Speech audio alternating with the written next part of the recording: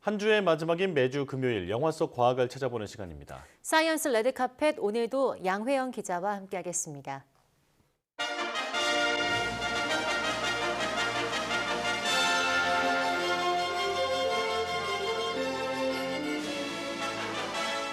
사이언스 레드카펫 양회영입니다. 오늘 만나볼 작품은 영화 뉴 노멀입니다. 이 기담 곤지암으로 이 K-호러를 전 세계에 알렸던 이 정범식 감독의 신작인데요. 키워드와 함께 자세히 살펴보겠습니다. 네, 첫 번째 키워드는 일상이 공포입니다. 영화 뉴 노멀은 6개의 에피소드로 이루어진 옴니버스 영화인데요. 이 에피소드별로 연쇄살인과 인신매매, 스토킹 등 이 매일 뉴스에서 쏟아지는 각종 범죄를 통해서 일상에서 느끼는 공포를 현실감 있게 보여주고 있습니다. 데이팅 앱으로 만난 두 남녀. 네 번째인데 나 오늘 90% 나왔어. 너 완전 내 이상형이야. 난 82% 나왔는데. 카페 한쪽에서 현수도 데이팅 앱 만남을 기다리고 있습니다. 지금도 늦었는데 처음 만나면서 늦는 건 좀 아니지 않나? 상대가 말도 없이 늦는 바람에 잠깐 자리를 비우는데 나는 노란색 가방 X. 태야, 지금 밖에 누가 칼 맞았대. 소란스러운 소리에 밖을 나가보니 살인 사건이 벌어져 있었습니다. 그런데 피해자 가방이 노란색 가방이었죠.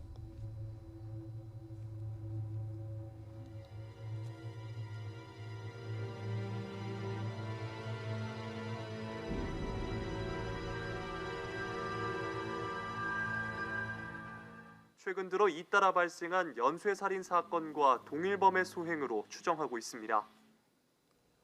연쇄살인이 벌어지고 있는 동네. 그리고 늦은 밤 갑자기 울리는 현관벨. 누구시죠? 경고기 점검이요. 점검 있다는 말 못 들었는데요. 아, 짜증나네 진짜. 어쩔 수 없이 문을 열어주지만 점검원의 예의 없는 행동이 거슬리는 데다가 시선마저 어딘지 불쾌합니다. 혼자 사세요?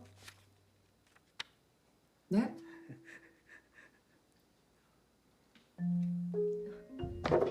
생각보다 오래 걸리는 점검이 신경 쓰이는 찰나. 왜 안 울려요? 글쎄요. 그냥은 알 수 없고 베껴봐야 알 수 있을 것 같은데. 좀만 기다리세요. 오줌 싸고 나와서 제대로 해드릴게.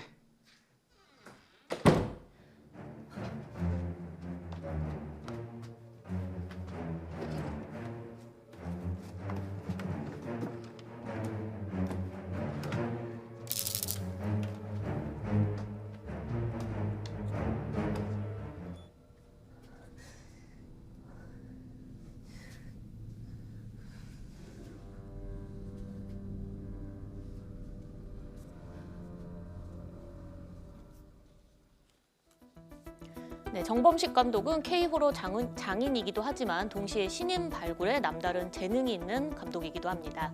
이 곤지암을 통해서 당시 신인이었던 배우 위아중과 박지연, 박성훈 등을 발굴하기도 했는데요.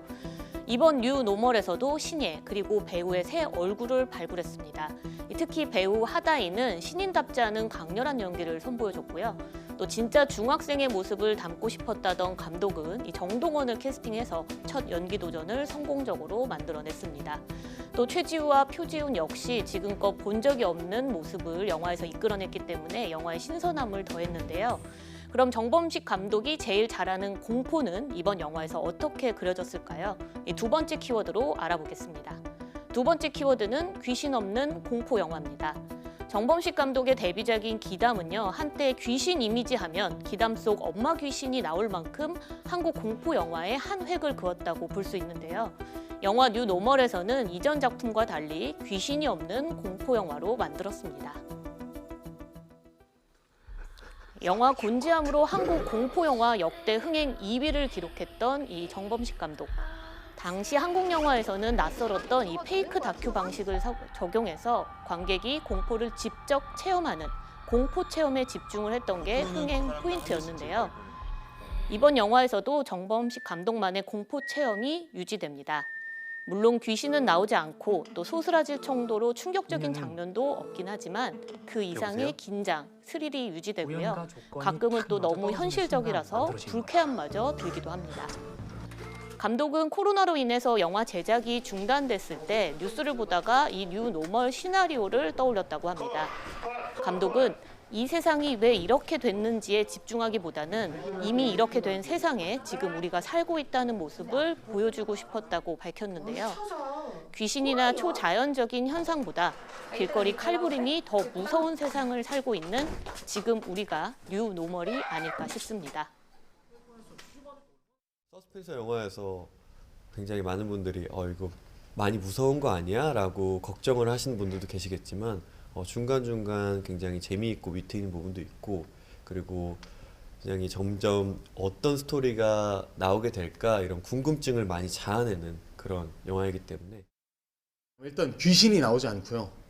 일단 그리고 저희가 일상생활에서 느낄 수 있는 그런 소름 끼치는 부분이랑 굉장히 황당한 에피소드들이 들어가 있으니까 좀 더 되게 무겁지 않은 스릴러의 느낌이어서 대중분들이 편하게 좀 보실 수 있는 그런 재밌게 보실 수 있는 스릴러가 될 것 같다.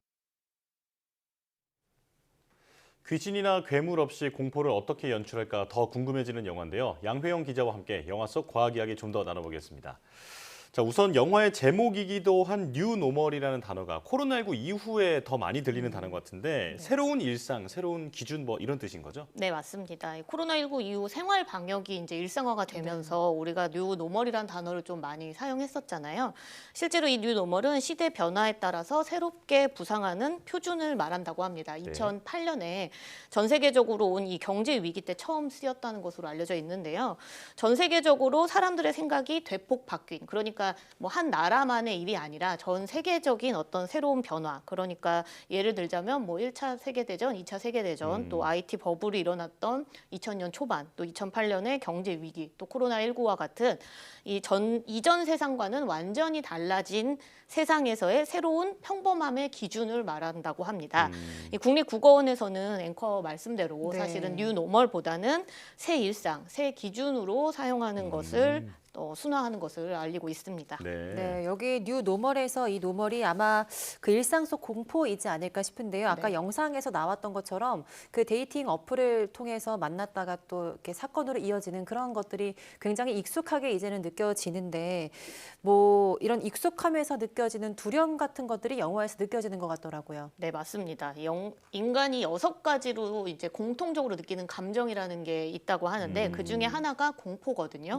이 공포는 외부의 위험으로부터 자기 스스로를 지키는 아주 원초적인 감정입니다.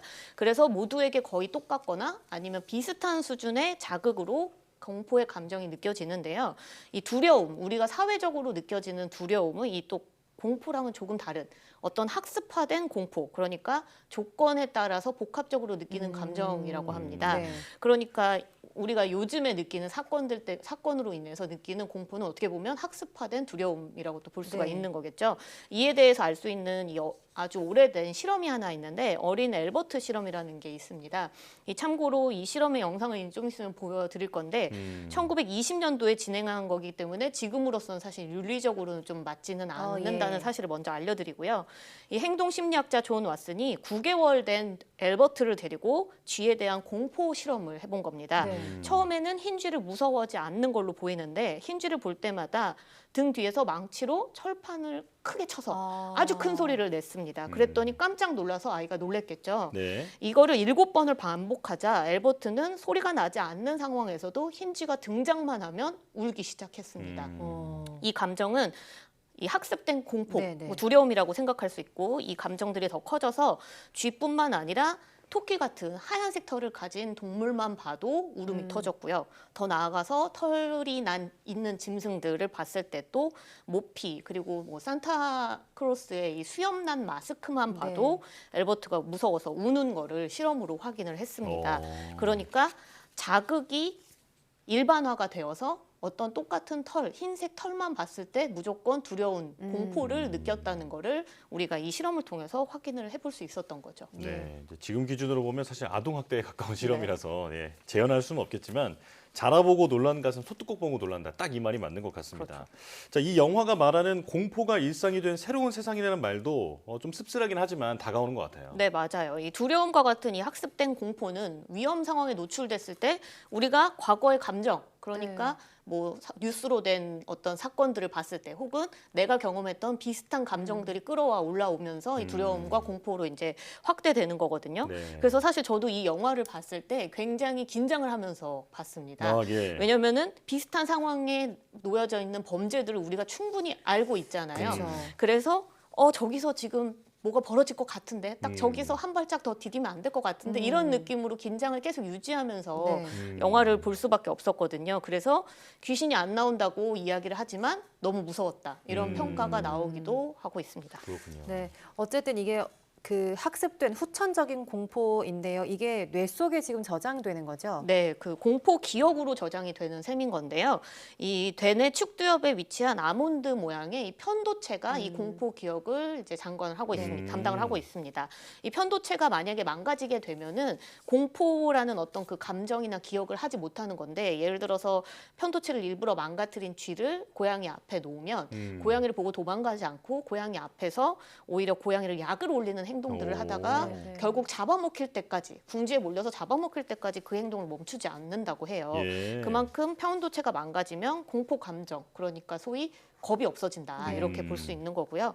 또 편도체가 망가졌을 때의 두려움과 공포의 감정을 너무 느끼지 않을 수도 있지만 오히려 더 심하게 느낄 수도 있습니다. 그러면 이 공포 감정이 쉬이 가라앉지 않고 오랫동안 지속돼서 일상생활을 거의 하기 어려운 수준의 상황이 되는 거죠. 그렇게 되면 뭐 외상후 스트레스 장애로 알려져 있는 불안 장애나 아니면은 공포증, 포비아 같은 것들을 경험하게 될 수도 있습니다. 그렇군요. 자, 그런데 공포증이라는 게 학습되는 거라면 반대로 이겨낼 수도 있겠죠? 네, 그렇습니다. 행동 심리학적으로 우선 세 가지 방법이 있다고 합니다. 여기 뭐 첫 번째로는 용서인데, 이게 이제 뭐 사건의 담당자일 경우에 공포의 상황 혹은 두려움의 상황에서 학습된 것에 반대 방향으로 이제 마음을, 용서와 같은 거는 이제 뭐 마음을 이제 내려놓는 거잖아요. 다스린다면 나쁜 기억이 사라질 수 있다. 또 운동을 했을 때 그런 학습된 공포가 덜 떠오를 수 있다. 네. 이런 게 있고, 마지막으로 어떤 그 같은 상황에서 나쁜 기억을 생각하지 않으려고 억누르기보다는 좋은 기억을 더 씌워서 그 나쁜 기억을 덜 나게 하는 방법이 있다. 뭐 이렇게 알려져 있고요. 네. 심리적인 치료법 이외에 현재 과학계에서는 공포 기억을 조절하는 신경세포나 어떤 시냅스들을 찾아서 치료제를 개발할 수 있는 연구가 활발하게 또 진행 중입니다.